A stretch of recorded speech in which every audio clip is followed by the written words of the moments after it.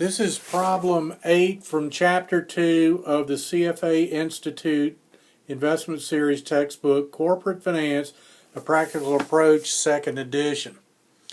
All right, Herman Corporation is going to invest $375 million today. After-tax cash inflows of $115 per year for 7 years, and they're going to also get $50 in year 7, in addition to the $115. So the required rate of return is 10%. What's the profitability index? Well, the profitability index is defined as the present value of future cash flows divided by the initial outlay. All right, so if we were going to look at the total cash flows for this business, at times 0, we're going to put out negative 375. Here's the cash flows. Make it all pretty.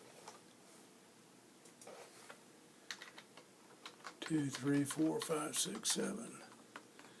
And it's going to be 115 a year for 7 years, except in this last year, in addition to the 115, you also get an after-tax salvage value of $50 million. All right, so I need to know the present value of the future cash flows, and I can use the NPV function equals NPV, open parents, give it the required rate of return, 10%, and then cover up cash flows from period 1 through N. Okay, we don't include the cash flow at time 0. All right, and the initial outlay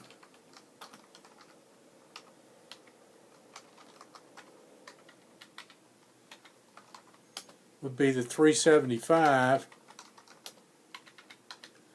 So the profitability index, that number divided by that number.